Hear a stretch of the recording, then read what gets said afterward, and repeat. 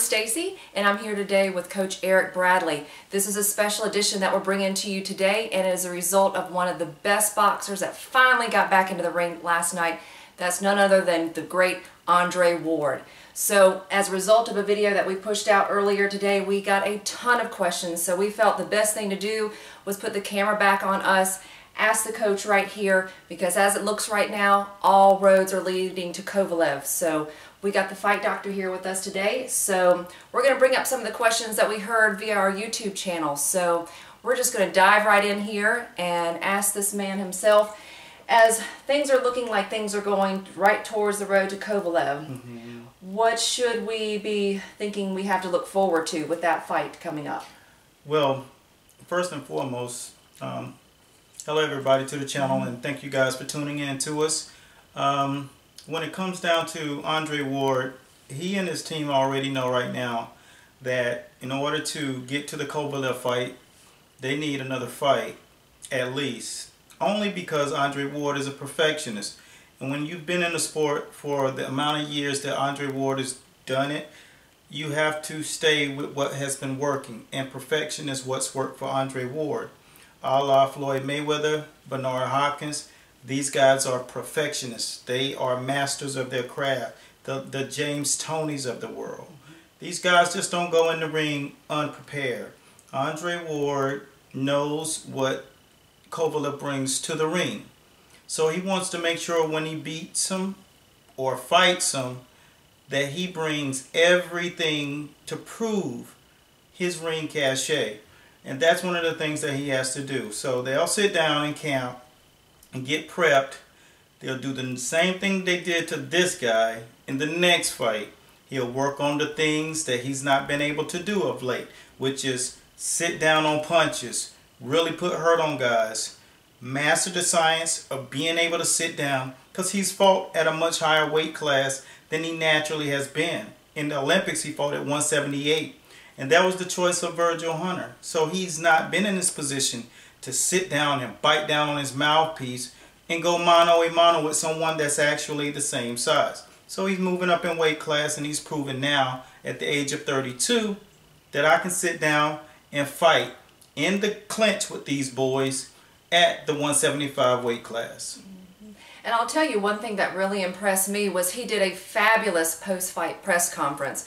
And one of my takeaways from the press conference is something that he said. He said there have been a lot of arguments out there, and it's his objective and his mission to leave no doubt. So as we kind of hinge on those words, what can Andre Ward do to silence the argument and let there be no doubt that he will be ready and he will be the victor in that in the ring? Well, as we go through these many ebbs and flows in the sport of boxing, the only questions out there about Andre Ward, and I'm trying to say this with all due respect to all the writers, are those who don't understand the sport from within. The people that are inside of the sport, coaches, trainers, all of these guys already know the truth. Whenever you're trying to silence critics, you must understand one thing. Critics get paid to criticize. So if they don't have anything to criticize, they don't have a job. So they have to find these little nooks and crannies.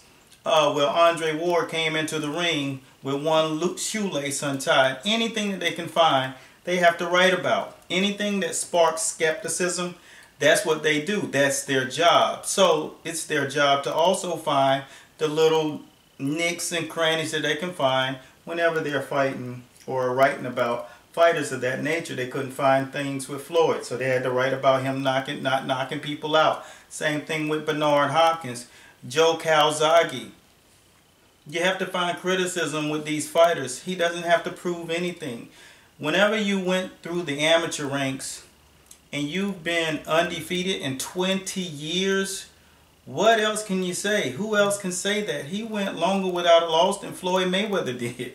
And no one's speaking of that. And he fell at number 2 pound for pound under Floyd for years. But he's arguably the best pound for pound fighter because he goes shoulder to shoulder. He doesn't just use the ring when he's boxing.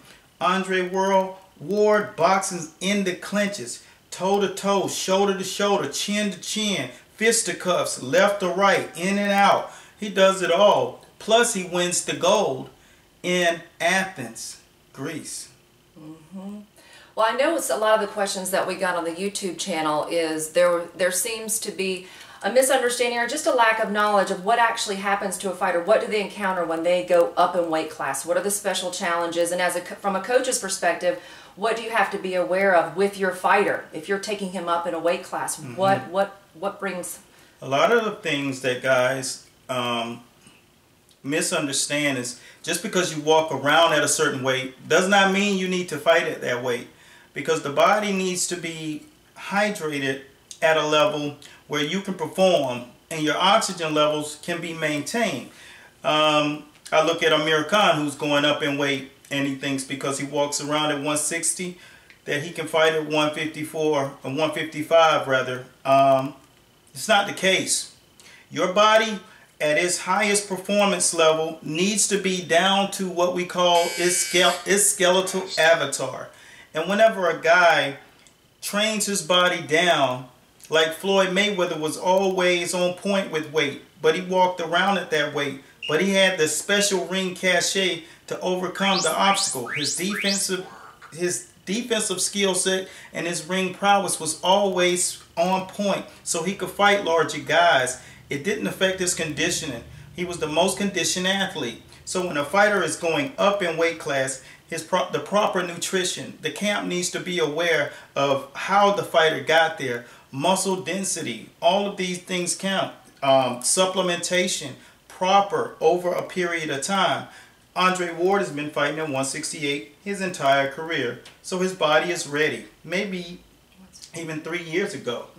Now they have made the right business decision to move him up to 175 because no one below him or no one at 168 wants him with him. So it's majority of business decision more than anything else. Very interesting. And he spoke to that in the post-fight press conference, his desire to go to that heavyweight weight class over a period of time. When pressed, he said he doesn't really want to see 40 in the ring. So it'll be interesting to see how this all plays out. So when you think about the physical training for someone going up with, let's take Andre Ward obviously in particular, as he goes up against Kovalev, what does he have to be mindful of in his training regimen now? It's a new fighter, it's a different fight. What are some of the things that he needs to focus on? Not injuring himself trying to get that extra conditioned weight, because there's unconditioned weight and then there's the conditioned weight. So he'll use the majority of the things that will be called for him to use are things to just make sure that his muscles hydrate properly. So when he steps on that scale and he's reaching about 174.5, 174.8 to prove that not only is he at this weight, but the next day he'll come into the ring at a solid 182 and be able to move around the ring like he's moved around at 168, because he never came into the ring heavy. He's a lean body guy. He's very athletic, and he uses his legs in the ring. A lot of torso, a lot of movement, a lot of angles. And like I said, his ring wherewithal will be the thing that gets him through this. So he'll eat right. Andre Ward's a smart guy. He'll condition right. He'll train. He'll use different tactics to get his muscle density up a little bit. But, you know, for him, it's 7 pounds. And he's 7 pounds the wiser. Well, I know we're often very quick to talk about the physical training side of this. You can't escape it. It's part of a fighter's regimen in preparing for the new fight. But something I know that you're very well known for is working with a fighter and knowing what he's going through mentally and psychologically, because that definitely comes into play with the training and the preparation. What is something that you feel Andre Ward is kind of wrestling with now and knows he needs to work on mentally to give him that mental edge? Yeah, well, what he needs to do, he started last night. The first thing he needed to do was get into the head of Kovalev. He showed that he could drop a 175-pound weight class fighter, and he did that in the 4th round against my friend last night, Barrera. One thing that showed Kovalev is that when Andre Ward makes his mind up, When he throws those hooks last night, he was sending a message. He was watching Kovalev as he was whooping Barrera. He was taking the initial act to get psychologically into Kovalev's head by throwing those shots. Win, lose, or draw, miss those shots or land them. He was sending a message. Just so happened, one of those messages got through to Kovalev. You're not just going to walk in here. This is the lion's den. I fight at a top level and been elite for at least 20 years. You got to bring it. And that's where the psychological warfare began last night. Excellent. In the 4th round. Mm-hmm. It absolutely did. So with Andre, to close things up here, we want to leave no doubt, or if Andre Ward wants to have no doubt out there that he is ready and he is going to be victorious in that ring against Kovalev, what are the 3 key things he needs to focus on? The first thing he needs to do is he started one thing last night, was to let Kovalev know he's coming. Second thing to let him know is that the date is also coming too. I'm bringing it right, and this is the thing that most fighters lack thereof. They do not focus on understanding one thing. 85% of this game is mental. And the psychological warfare, Andre Ward does not talk. And need he not do that for this fight? He needs to prove that I don't have to come out of my character to get the point across. And just do what he's always done. To come out of this fight victorious. Those are the things he needs to do. Do not vie away from something when it's working, and make sure you stick to your guns. Don't come out of character. This is a business. So as long as you got the right people surrounding you, which he does, you will be all right. And those are the things that he has to do. Don't change anything. Stick to your guns and let them know you're coming. There is nothing to fear in that ring unless you're unprepared, and that is not Andre Ward. He is Mr. Everything. That's what he needs to do. Excellent. Well, thank you, Coach Bradley. Hopefully for all you folks out there, that answers some of the questions that you may have been wondering as a result of the fight coming down last night and now the road leading to Kovalev. So we thank you guys for watching. This is Master Boxing, and we will see you next time. Peace.